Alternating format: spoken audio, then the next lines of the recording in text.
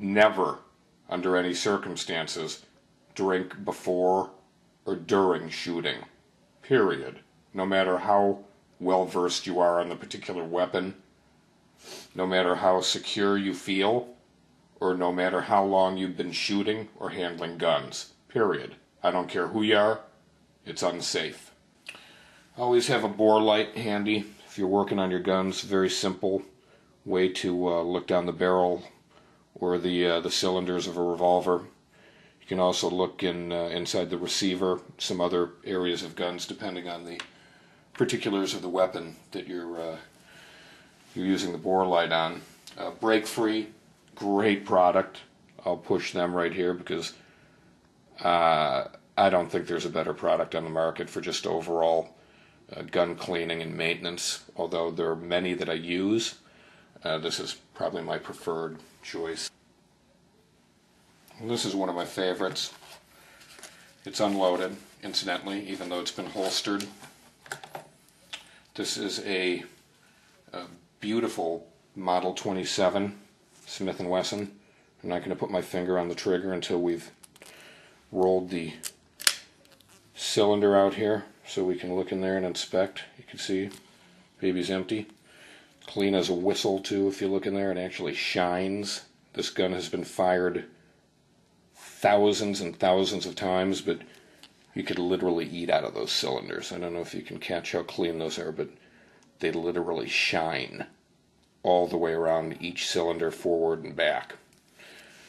I'm going to put that back in. You can see the force cone inside there is mighty clean.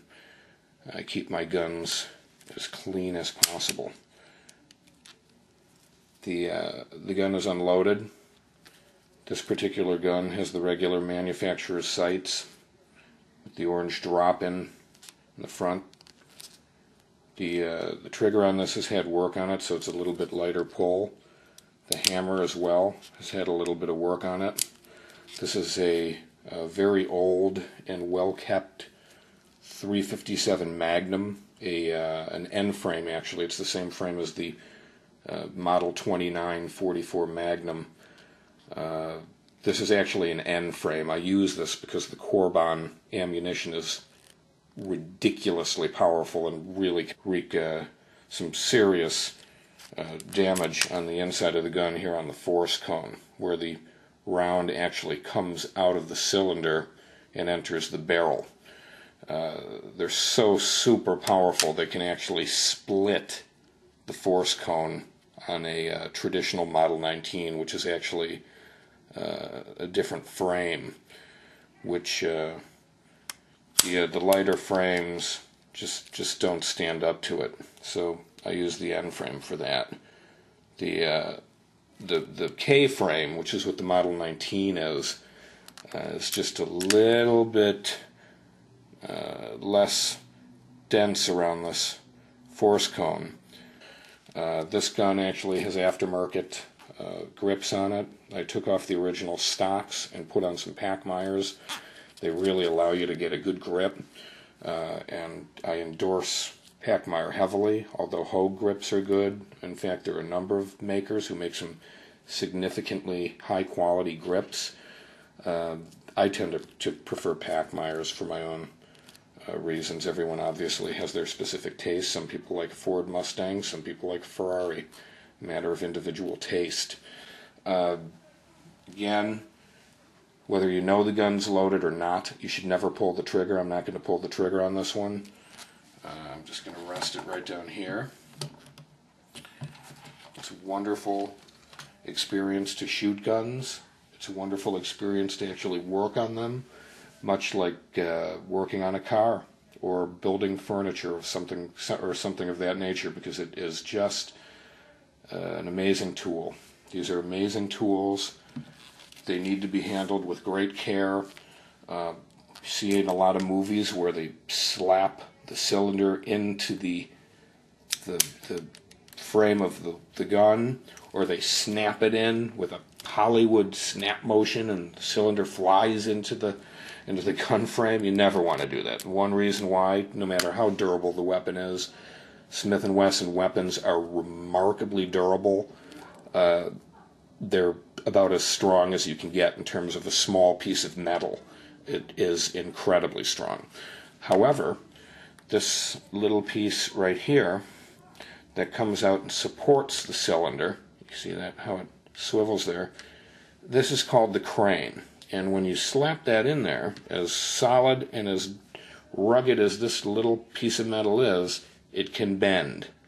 And a slight variance on there. These are manufactured with extremely high tolerances. The amazing lineup there, the detail of how this particular cylinder lines up with the barrel is remarkably important. That's where your bullet is actually entering the barrel. So any deviation there could give you a lot of problems. You could have a splashback where a bit of lead comes out of there, might even hit you in the face. Generally they go off to the side, although there's no guarantee. Especially since all ammunition is manufactured a bit differently. They try to keep the standards high if you're buying good ammunition. I mean, they should be manufactured generally to pretty high standards and with great uniformity, although not always. So keep in mind that when you're handling guns, whether they're yours or they belong to someone else, or you rent them at a shooting range sometimes, you don't want to be slapping this into the gun. It's a very bad thing to do. Again, in terms of safe gun handling with a revolver, there is no safety. This is the safety. This is the safety. You don't mess around with them. You pull the trigger back on it, or the hammer back rather, that's really something you don't want to do unless you're going to fire the gun. Again, loaded or unloaded, we can see it's unloaded. You don't want to point this at someone. That's just simple, practical, safe gun handling. Make sure that the position of the muzzle, the end of the barrel, is pointed in a safe direction at all times. Again, whether the gun's loaded or unloaded. Just a simple built-in habit of safety like that can save your life. You know, it's sad, but accidents don't happen in gun handling. I don't believe in that. I believe accidents are moments where you weren't paying attention entirely. So don't let that happen to you. Anyone can make a mistake. It's not an accident, it's a mistake. Keep that in mind every time you handle a gun, and you'll never accidentally point it at someone. Again, I use the word sarcastically because I don't believe in accidents. If you take the gun, you point it at someone, pick the gun up, point it at someone, your finger's in there, inside the trigger housing, and you're not having an accident here. This isn't an accident. You're literally putting your finger in there. So it would be a mistake to pull the trigger, not an accident. So keep that in mind and enjoy shooting. It's a wonderful, wonderful recreational thing to do, and it's a fine form of home defense. I believe all law-abiding citizens should own a gun. If criminals know that every single door they open has a gun owner behind it who knows how to use a gun, no criminals would be crawling into windows or going through doors.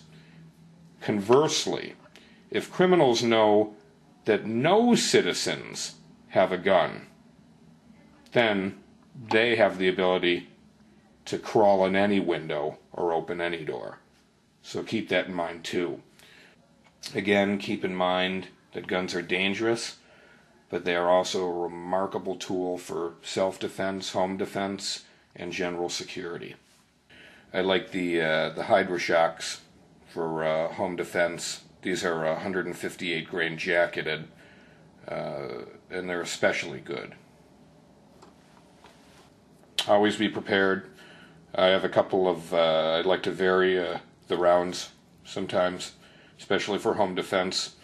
There are a couple of Nyclads in there, which are very handy, serious knockdown power, and very high quality ammunition. I also prefer, for absolute safety and power, you just can't beat them. Corbon ammunition. These are plus P rounds. Great manufacturer, though. You can see they're a little pricey for a box, but these are 125 grain 1450 feet per second for a 357 Magnum. So these babies will do it.